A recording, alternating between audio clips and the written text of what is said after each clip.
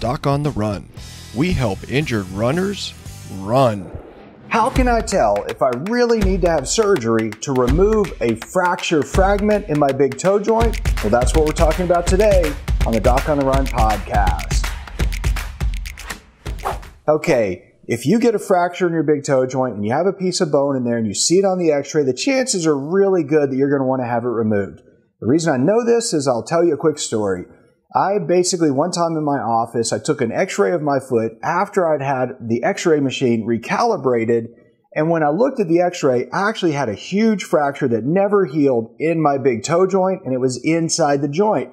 Now, interestingly, that did not cause me pain, at least not presently, but I remembered specifically when I was in college, I was pulling a 45-pound weight off of the stack to get ready to do squats, and when I did, I wasn't looking, I was talking to my friend Frank, and I pulled it off, and it fell straight down onto my big toe. And of course, I tried to act like I was tough and continue to work out for a little bit. And then I felt like I was going to pass out when I got up off the squat machine. So I decided to go take a shower. When I took my shoe off, it was filled with blood and my toe had split open like a ripe tomato.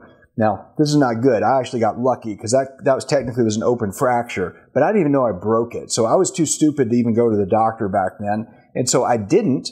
And it turned into a non-union. Well, it's not painful. The point of the story, though, is I took the x-ray, put it up on the x-ray viewing board, and I asked my partner, I said, hey, what do you think we need to do with this? And he was like, oh, wow, you're going to take that piece of bone out. And then I said, what if it doesn't hurt? And he was like, is that your foot? And I was like, yeah. And then I told him the story, and he said, yeah, it looks really bad, but it's crazy that it doesn't hurt. So number one, just because it looks bad doesn't mean it has to come out. Now, the other thing is that if it's causing pain, and it's limiting your running, and you can tell for sure that the movement of that piece of bone is what's limiting your running, yes, you might want to consider surgery, but don't do it unless you get at least 2 opinions.